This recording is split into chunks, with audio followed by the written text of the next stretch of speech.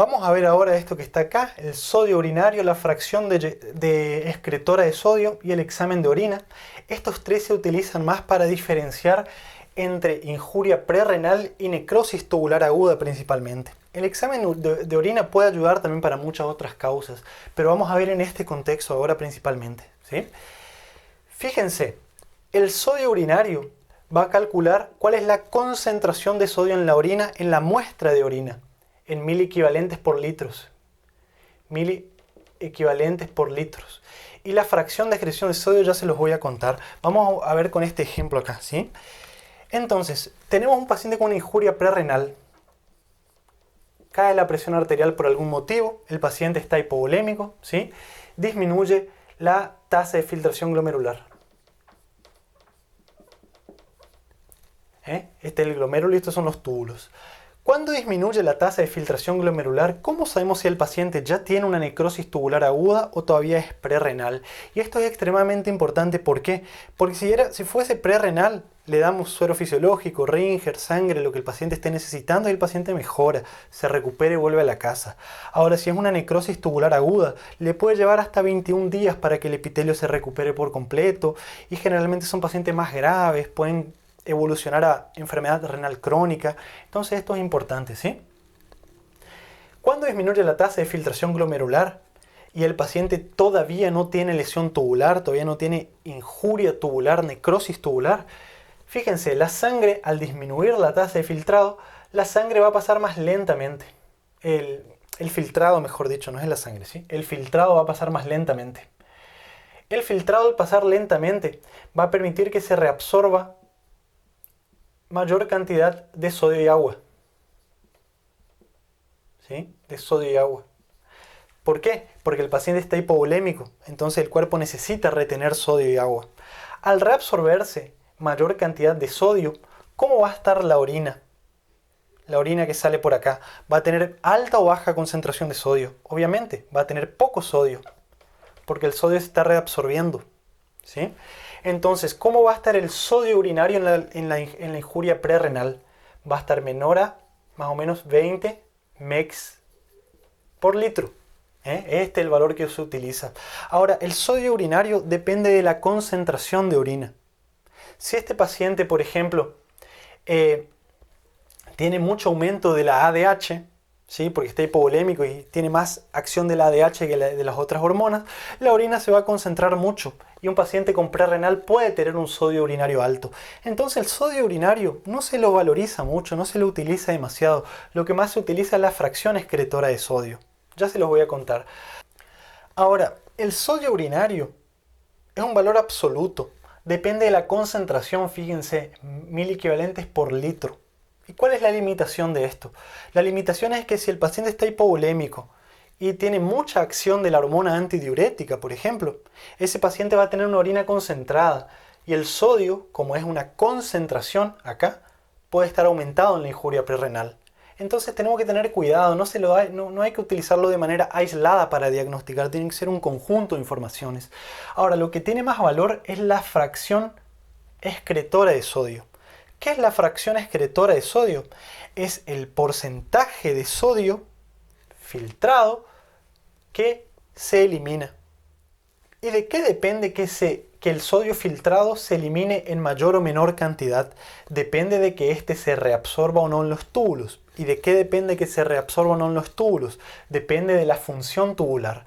Si tenemos un túbulo que está funcionando bien, que todavía no sufrió necrosis, ese túbulo va a tener mucha sed por sodio, ¿sí? Por sodio y agua. Ese túbulo va a reabsorber mucho. Entonces, en situaciones de injuria prerrenal, cuando todavía no hay necrosis tubular, ¿cómo va a estar la fracción de excreción de sodio? O sea, el porcentaje del sodio filtrado que es eliminado. Va a estar disminuida. Va a ser menor al 1%. ¿Qué quiere decir esto? Que del sodio que se filtra, se está reabsorbiendo el 99%. ¿Se entiende?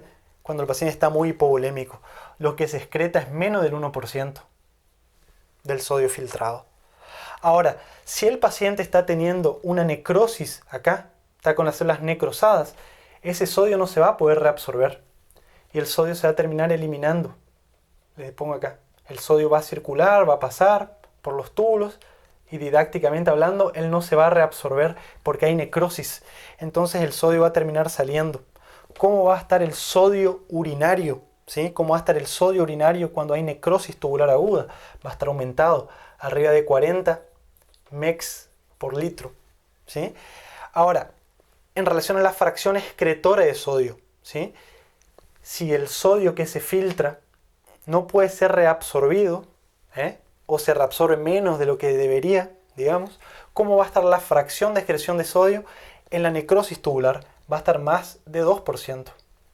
O sea, se elimina más de 2% del sodio que se filtra. ¿Sí? Eso es muy importante.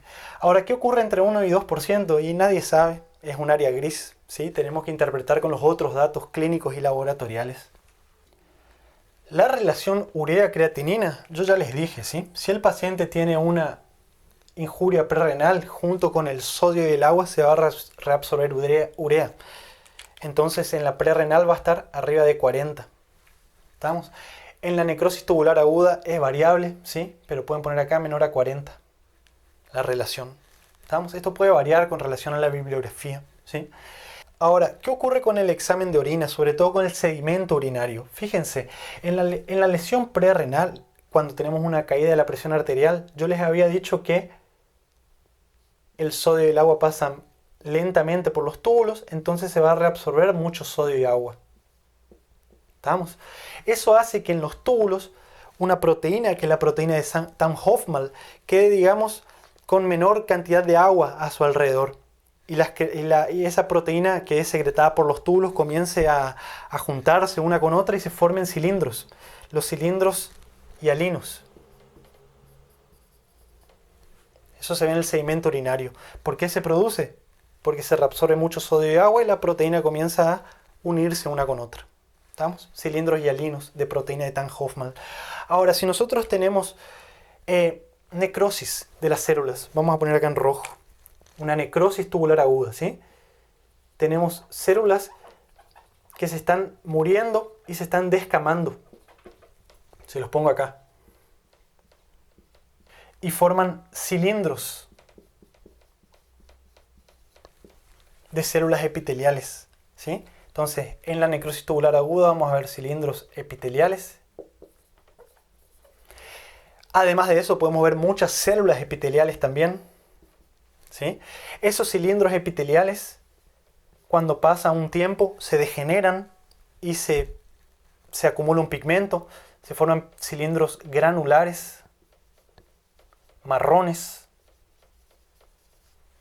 Eso también podemos ver acá, ¿sí? Cilindros granulares marrones por necrosis tubular aguda. Eso es importante. Nada de esto es patognomónico, necesitamos unir todo para hacer un diagnóstico. ¿Estamos? Ahora, otra diferencia entre injuria prerrenal y necrosis tubular aguda es la respuesta al volumen. Cuando nosotros administramos suero fisiológico o Ringer lactato al paciente con injuria prerrenal, el paciente responde. Les pongo sí acá, responde a volumen. Ahora, el paciente con necrosis tubular aguda no responde a volumen. El paciente, todo por el contrario, comienza a quedar con congestión pulmonar. Esa es otra diferencia importante entre prerrenal y necrosis tubular aguda. ¿Cuánto tiempo tardan en reepitelizarse un túbulo dañado por necrosis tubular aguda? 21 días más o menos. En ese momento tenemos que hacer tratamiento de soporte, muchas veces con diálisis, ¿sí? ¿Cuáles son las partes del túbulo que con mayor frecuencia se lesionan por isquemia? El túbulo proximal y el asa gruesa de Henle. Recuerden de los videos de fisiopatología que les hablé. Es donde hay más mitocondrios, donde más se daña por la isquemia, ¿sí? ¿Qué otros elementos nosotros vemos en el sedimento urinario? Nosotros podemos ver cilindros, además de los que le hablé anteriormente, ¿sí? Cilindros hemáticos. Puede ocurrir en el paciente con una glomerulonefritis, por ejemplo. Podemos encontrar también glóbulos rojos dismórficos. También caso de síndrome nefrítico, glomerulonefritis, les expliqué mejor en los videos de fisiopatología.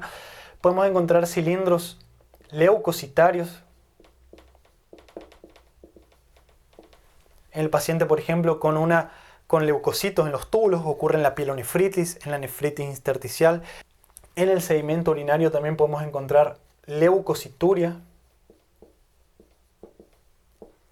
La leucocituria no es lo mismo que cilindros leucocitarios. Los cilindros leucocitarios es cuando hay leucocitos en los túbulos y se forman los cilindros, ¿sí? La leucocituria es simplemente leucocitos libres en la orina. Eso puede ocurrir en la infección urinaria, puede ocurrir en la nefritis intersticial, puede ocurrir en los cálculos renales, ¿eh? No es específico de infección esto acá. ¿Estamos? ¿Qué otras cosas podemos encontrar? Cilindros de eosinófilos en la nefritis intersticial, aunque no es patognomónico. Podemos encontrar también hematuria.